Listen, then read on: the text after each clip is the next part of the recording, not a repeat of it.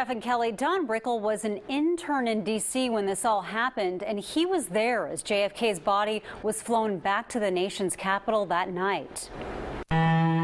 It was 1963, and Portland State University student Don Rickel had landed an internship in the nation's capital, working for Congresswoman Edith Green. As a political science major, it was very fascinating to see the reality versus the textbook. Given what was about to happen, that is an understatement. It was the Friday before Thanksgiving, and Rickel noticed it was unusually quiet on the Hill. And I was in the Capitol and came back, and walking by the offices of the members, either quiet or crying or not saying or not doing anything, and that's when I found out what had happened. President Kennedy had been shot in Texas, and his body was being flown back on Air Force One to Andrews Air Force Base.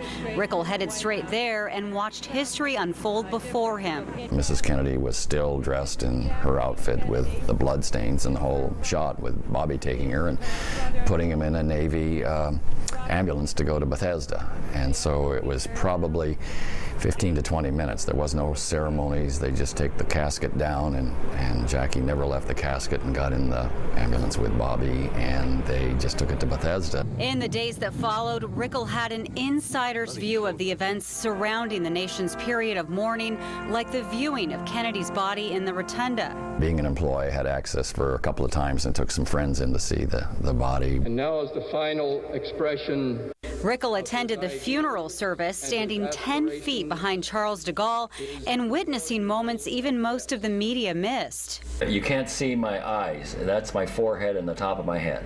Mrs. Kennedy tried to light the eternal flame, and it went out, and Cardinal Cushing took a cigarette lighter out of his pocket and gave it to her, and she relit the eternal flame there. This is a book. 50 years later, Rickel still has the book of eulogies honoring Kennedy and a copy of the Thanksgiving speech the president never delivered. Rickel says our present leaders should look to this somber moment from our nation's past to see how all Americans can come together. Here couldn't have been a better example of someone who stood up and fought for what he thought was right, and then world leaders come to pay their respect, many of them disagreeing with 100% of what he stood for.